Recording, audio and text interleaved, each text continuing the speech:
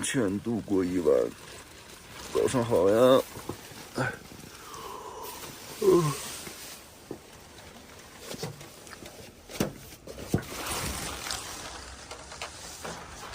哇！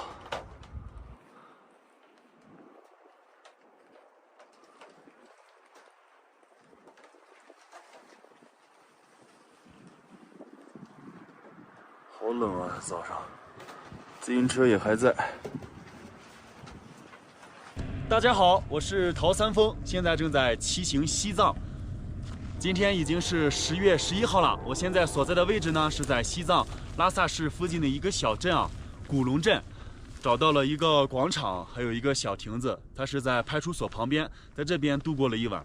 昨天一天呢是骑行了30多公里啊，到地方已经天黑了，这一天下来腿酸腿胀啊，因为算下来呢，从波兰待了1个月，回到国内，在家里面又待了1个月，2个月的时间吧，没有骑自行车了。昨天一天骑在路上，我的感觉又回来了，我放肆青春，直接畅骑天下，那感觉真的是太爽了。在路上的感觉就是心会静下来，那种自由的感觉就是我向往的，是我追求的。那这次骑行西藏，我都带了哪些新的装备啊？因为我之前的那些单车呀，包括大部分装备，当时都放在了瑞典的首都斯德哥尔摩。后来的话，想从波兰回去呢，也回不去了，就把单车呀，还有一些零零散散的装备送给了一位粉丝朋友。所以这次在国内骑行吧，大部分的装备需要重新购买，单车、帐篷、衣食住行，包括所有的一些充电的呀，全部购买了，给大家看一看吧。像我这种长途骑行啊，主要是围绕衣食住行。这是我现在带的所有的装备，还有很多的一些装备呢还没到，邮寄到了当雄，过2天去当雄，还有再等2天快递。我从这边开始给大家介绍。脚上的这个白色袋子，我是装了一个羽绒服啊，我就不打开了，害怕弄脏了。过2天冷了之后，咱们就可以穿羽绒服了。还带了一身保暖内衣、保暖内裤，这个是拉萨买的。下面呢是带了一身换洗的衣服，到时候住宿啊洗换的时候可以穿一下。这是我老的冲锋衣也带着了，包括这个红色的袋子里面都是我的一些袜子呀，还有一些面纱呀、内裤啊、换洗的一些东西啊。然后这个白色的袋子里面是一双鞋子，这个鞋子平常出门休息的时候可以把这个换下来刷一下穿这个。还带了一个小娃娃当我的枕头了，敬礼奥利给小熊。然后这边这个垫子是山之泉的，这个垫子呢，它比我之前用的那个防潮垫厚度要高了1倍，保温效果要好上不知道多少了啊。这是朋友送的，但是它的体积和重量比我之前的也是稍微重一点，不过有好有利有弊。然后这边的话，还最重要的就是这个睡袋啊，这个睡袋大家不要省啊，这个睡袋是买的黑冰的 Z-900那个，据说是可以抗零下30度，这样在冰天雪地里面睡觉的话呢，也不会太遭罪啊。还有咱们这个啊，这个是洗漱包，这个应该大家眼熟，之前在欧洲的时候就用的这个充电包嘛。所有的安卓线、苹果线、华为线、快充线都有，包括还有各种的充电插头。充电插头我又买了2个160瓦、140瓦的，到时候呢会邮寄到当雄。还有一个小型的1万毫安的充电宝。这边是零零散散的一些驮包的配件，还有一个内胎，这边还有一个内胎，2个内胎。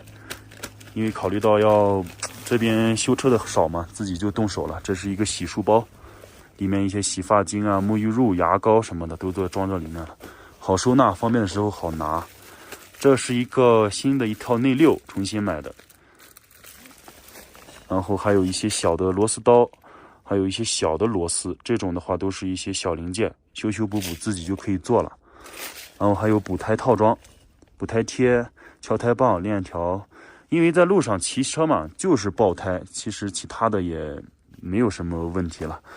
这个是链条、辐条啊，到时候断辐条的话也可以修一下。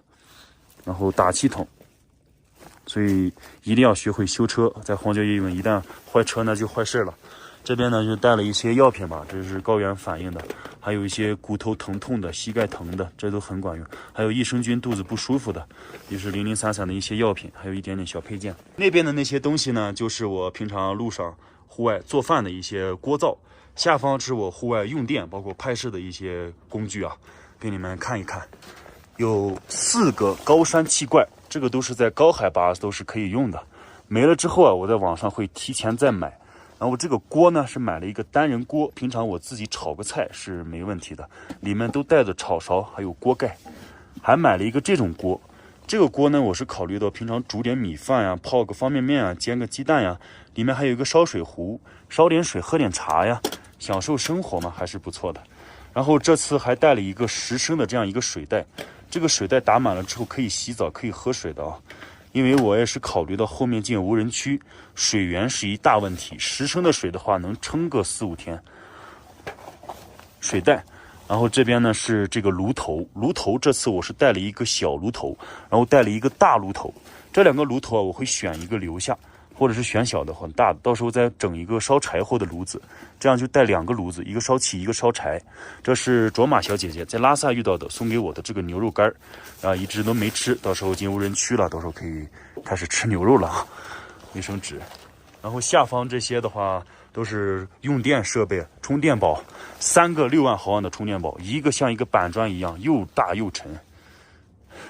这是无人机，露营灯，这也是一个露营灯，拍摄的自拍杆，之前用的那个360的运动相机 ，GoPro 运动相机，这个是大疆的手持云台，这个是360新出的 Go3，这是一个底座。这些运动相机啊，如果大家想详细了解的话，后期咱们单独分享画质啊、拍摄啊什么的，会给你们分享的。下面这个什么骑行眼镜啊，还有这个胸带啊，这些都不用过多说了，全都是放在这个背包里面背着。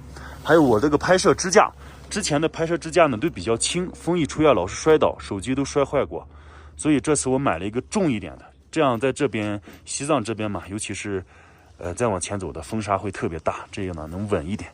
这是我的拍摄，包括锅灶。目前带的呢就是这些东西，还有就是我的帐篷，还有单车。这次的这个帐篷啊，我是根据我自身的情况，专门去选择了这样一个帐篷，给大家看一下啊。它下面呢是一张床，上面是一个单人帐，行军床和单人帐这是一套的。选这个帐篷的原因呢，也是因为我这6年嘛，都是骑行在路上，大多数都是在野外露营睡觉，有的时候啊，一旦半夜下雨天，扎到了一些比较低洼的地方，帐篷都是在水窝子里面。早上起来啊，这胳膊上、肩膀上都挂着一层水珠，湿气特别重。解决这个原因，我选择了这样一张床，它远离地面，它上面是有一个就是床脚的，我没有扎起来。床脚扎起来，它可以离地面有个30-50公分，所以说远离地面，哪怕说以后咱们再在草坪上扎营，再在草原上扎营，哪怕说湖边扎营，一些湿气比较重的地方扎营啊，它多少能好一点。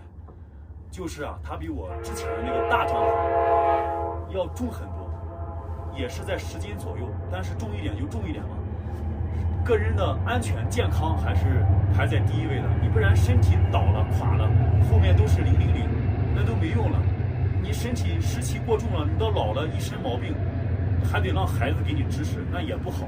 所以呢，我就选择这样一个吧，多少能好点。后期加上吃药保养一下，恢复的也还不错。所以这是咱们的帐篷。还有就是我这次的单车，单车呢也是选择的是开朗的，开朗的自行车呢我也是骑了很多年了。这次这个开朗老板啊，知道我要骑这辆单车，是没要我钱，真的是直接就赞助，太豪横了。三丰也是在此呢，谢谢开朗的老板，感谢您的大力支持，鼎力相助啊！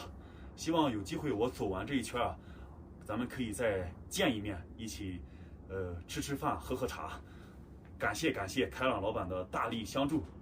我现在把这些东西啊装到头包里面，装饰起来之后，给大家详细的介绍一下我的这辆自行车。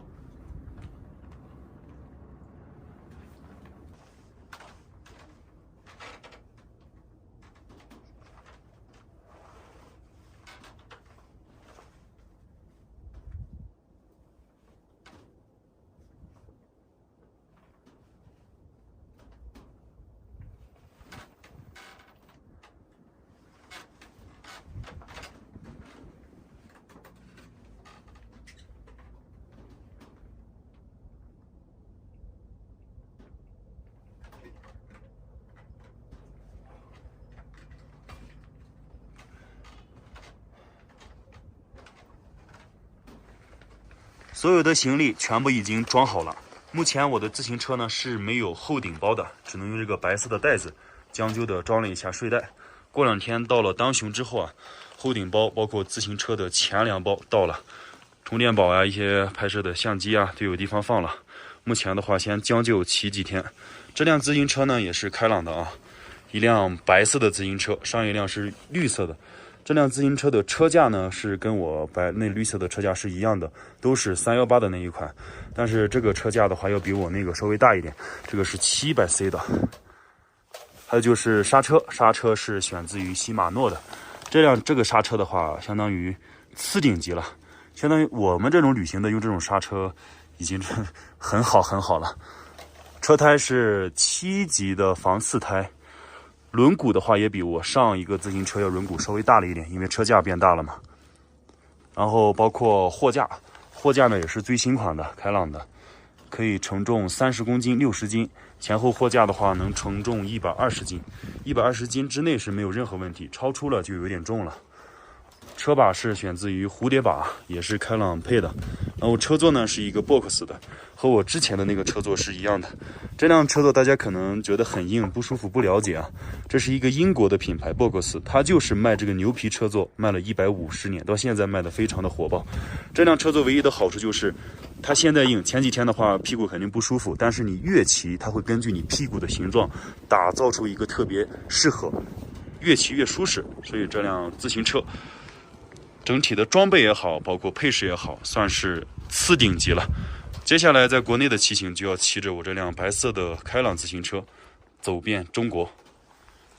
这一辆开朗老板赞助的自行车呀，车架、货架、刹车、轮胎、轱辘，包括车座、车把，尤其是还有驼包，这4个驼包防水性能是特别好的。整体的价格应该是在12000多块钱左右，具体的没算过，12000到15000之间差不多，也是省下了这1万多块钱呢。所以呢，我就给自己买了一身像样的户外大品牌的衣服，这样在外面啊，平常经常淋雨啊、淋雪啊、冷空气啊、下雪啊、冰雹什么的，穿这个衣服就不怕了。户外总结了经验嘛，也是这么多年，尤其是穿的帐篷、睡袋这些东西啊，千万不要省。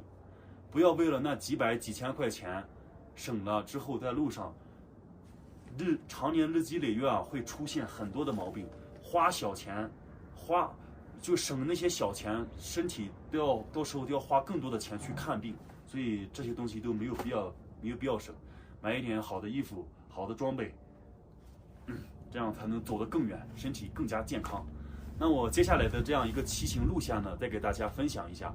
我现在是在古龙镇，接下来呢要走一段青藏公路，到达当雄县。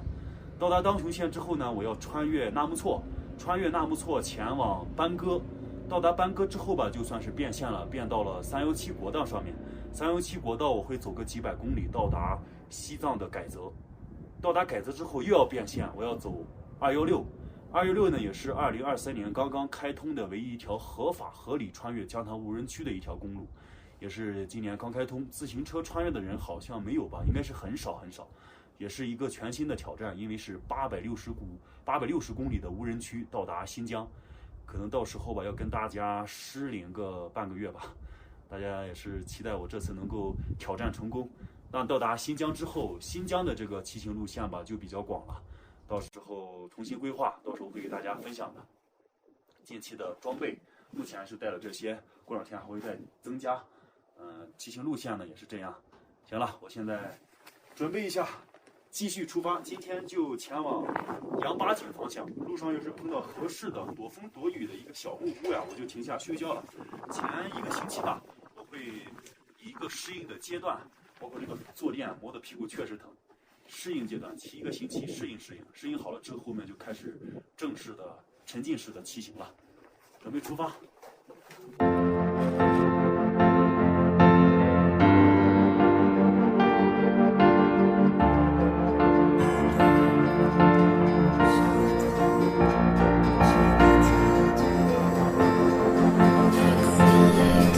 发了，朋友们！这次骑行西藏新疆，这一路又会遇到什么样的人？发生什么样的故事，看到什么样的景色呀？大家拭目以待。